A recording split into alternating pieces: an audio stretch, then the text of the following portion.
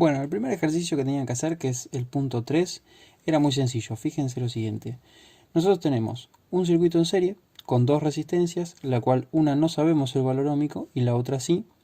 Sabemos el valor de tensión de la fuente y sabemos que la corriente que circula por convención del positivo hacia el negativo de la fuente que vale 0,5 amperes.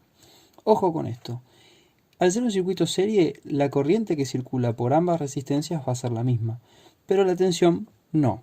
Se puede dar el caso de que caiga la misma tensión en ambas resistencias y eso lo vamos a ver que sucede cuando las dos resistencias tienen el mismo valor ohmico, que se llama divisor de tensión. Es un error muy común, por lo que estuve viendo, que digan que caen 10 volts en una resistencia, y eso está mal. Estos 10 volts vamos a analizarlo de la siguiente manera. Se tienen que repartir entre estas dos resistencias, ¿sí? La corriente es la misma que pasa por las dos, pero la tensión total se reparte un poco acá y un poco acá. ¿Y de qué depende ese poco? Del valor de la resistencia que tenga, ¿sí? Es decir, vamos a analizar este circuito. Yo quiero saber qué tensión cae en la resistencia 1. ¿Cómo se denomina eso? Como BR1. ¿Bien?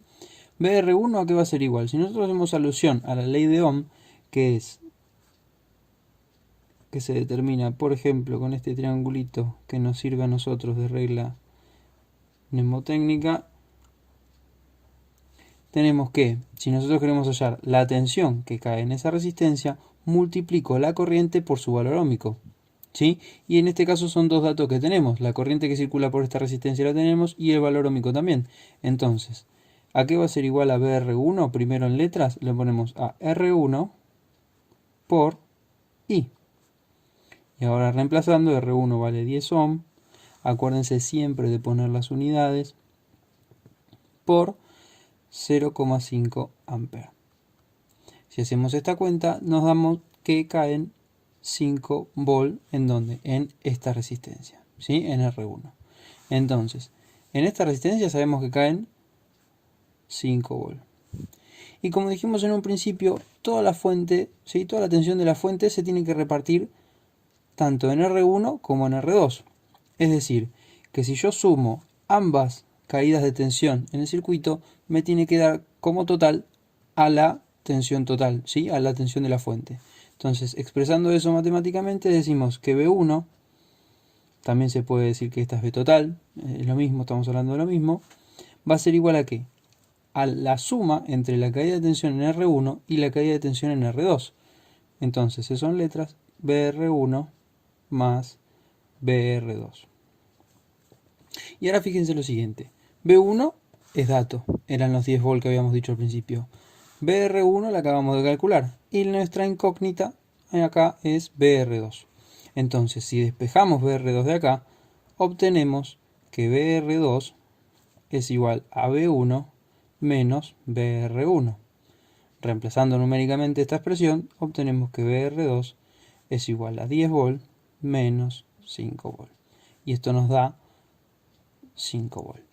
Bien, ahora, fíjense lo siguiente. Si nosotros lo que queríamos hallar en principio era el valor ohmico de esta resistencia, ¿cómo lo puedo expresar? ¿Sí? A través de la ley de Ohm.